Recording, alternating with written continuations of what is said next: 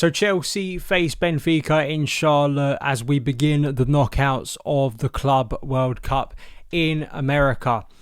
I'm calling this, and I think many people will, a little bit lazy, but I think it's fair enough, the Enzo Fernandez derby. The funniest thing being, I'm reminded of the report from Portugal when Chelsea are about to sign Enzo Fernandez, that Chelsea and Benfica directors almost got into a physical confrontation, I think was the way it was phrased, regarding that potential sale that then eventually did happen on deadline day. And obviously all that's happened since then, Enzo Fernandez being in really great form for Chelsea at the moment, and I'm sure will play a massive part, hopefully positively, in this game. Please do get involved in the comments below. Give me your thoughts, your feelings, and your predicted lineups for this game.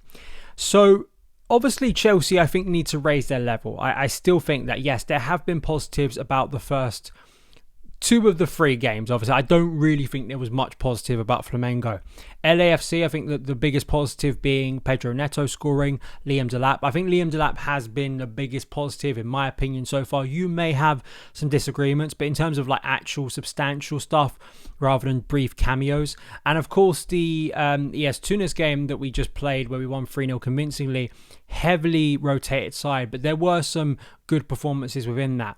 However, I do think we are kind of returning to what would be deemed a first choice, and if you're listening, quotation marks there, because he rested so many of the regulars on Wednesday, wasn't it, in Philly, that I kind of suspect all of those names, pretty much all of those names, will be coming back into the lineup here, and I don't mind that. We're in the knockouts now. I think the time for experimenting and rotating is probably over. But Benfica are, I think, a decent European side. They did beat Bayern Munich, which means that we're facing Benfica here instead of Bayern Munich, and Flamengo, of course, got the prize after beating Chelsea of facing Bayern. So congratulations for that. I'm sure they're very happy. And, you know, Benfica are an experienced European side. Chelsea have faced them multiple times in several years regarding the Champions League.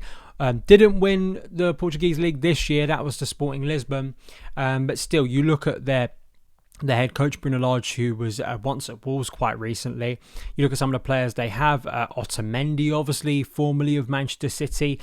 You've got Renato Sanchez. Renato Sanchez, a player who I think once was on loan at Swansea in the Premier League many years ago, was destined, or at least people felt he was going to become one of the biggest midfielders in European football. Never quite turned out that way. Angel Di Maria, I think, is kind of the big star still at his age, still playing to a high level and has been decent this tournament. If you look at their overall stats so far in this tournament, second for clean sheets, so defensively not that bad. Third for shots on target. They've won the most penalties in the tournament. Third as well for creating big chances in terms of their games and results. They drew 2-2 with Boca Juniors, a really exciting game in their first. They beat the amateur side, basically, Auckland 6-0, so you can't really take, I think, that result as seriously. But then they did beat Bayern Munich, and Truben, really, the goalkeeper Truben, had to make a bunch of saves in that game, even though it was a rotated Bayern side, which surprised people. That was still obviously a big win for them. So Chelsea's level, I think, does need to come up several notches here. I think we saw it very concretely in the Flamengo game when we came up against a side who were tactically very well set up, physically at a good level, but obviously technically, talent-wise, were able to match Chelsea and at time, get the better of them, really. That is something that Chelsea simply have to be better at. I think against LAFC and Esperance, we were able to kind of drop several levels and still be okay and get away with it. It's kind of that Conference League versus Premier League type mindset. Chelsea have got to be in a Premier League type mindset here. They've got to be, raring to go. Because I think if Chelsea aren't there, and because Benfica have had some good moments in this tournament so far, and they're coming off the back of beating Bayern Munich, I think Chelsea could lose here. Although I think many people will look at it from the outset and say Chelsea should be favourites, or at least you'd think in terms of overall talent-wise, maybe Chelsea do have, on paper, better talent.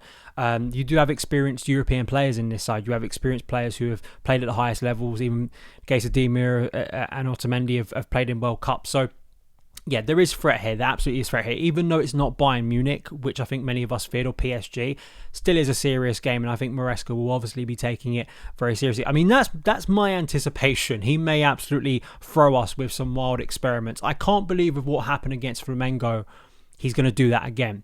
I think once you get into the knockout stages, and really from a club football perspective, this is such a unique tournament because very rarely do we see clubs in the international tournament format.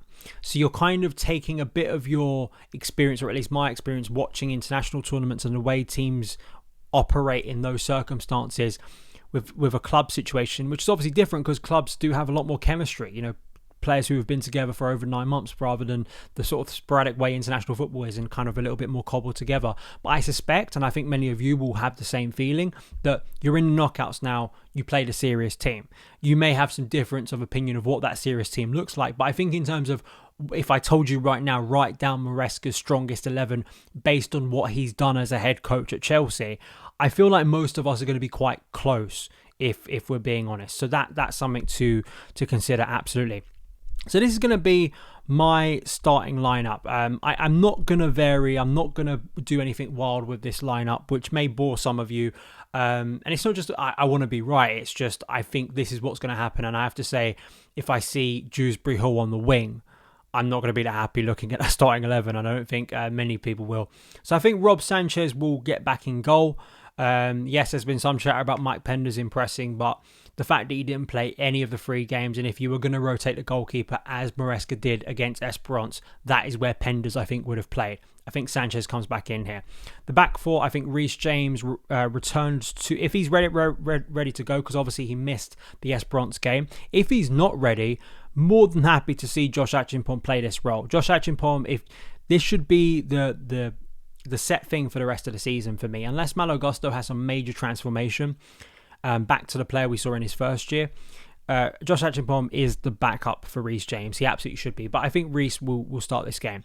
Tosin Adarabioyo, I think, has had a really strong end to the season, and heading into this, I think obviously he scored the other night.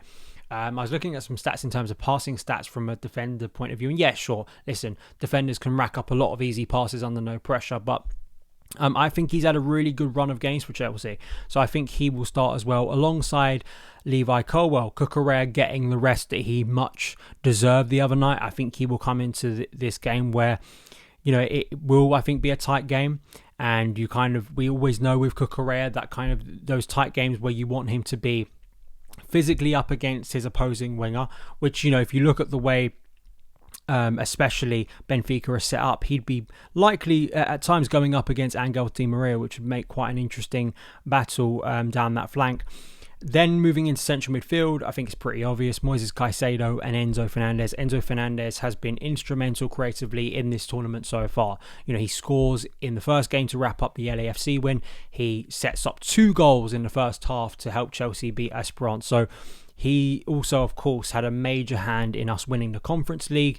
I thought he had some really good moments in the run-in. So at the moment, he is a guaranteed starter. Moises Caicedo, too, player of the season, in a game of this nature when, Chelsea are going to be, I think, under the cosh at times. I think we'll want to control the ball, but again, serious game, you're playing your serious players.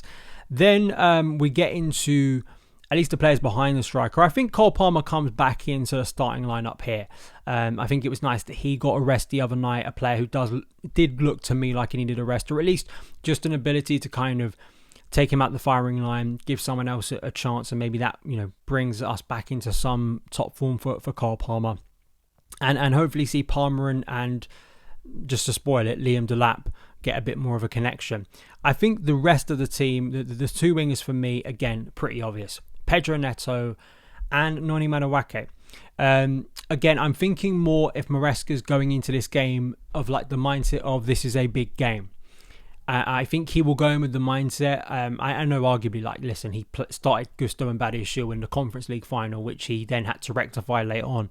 But if I'm going into that mindset, if I'm just looking at the wealth of evidence we have from Enzo Maresca as a Chelsea head coach, I think this is, with the exception of Delap for Nicholas Jackson, if he had everyone available. But even then, you look at what Delap's done and what Delap could become at Chelsea. I think a lot of people instinctively, with Jackson's reputation at the moment, will see Liam Delap as the first choice striker.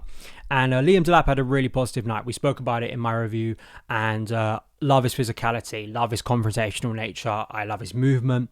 There's a lot to like about Liam Delap, but again, I think this can hopefully be the first chance of him against serious caliber opposition where he can really show his stuff and Chelsea have enough of the ball to create opportunities. So that is my predicted 11 for the Benfica game. I'm sure many of you will have thoughts down in the comments below. I mean, I would be stunned if it's more rotation again from Enzo Maresca. I just think if Chelsea are getting past this stage, you're going to be playing your first team. I think the question will be, can any of those fringe players make it into what we would deem the strongest 11? Do you agree, disagree? Let me know. Have a great rest of your day. Please do interact in the comments, like, share, all that good stuff.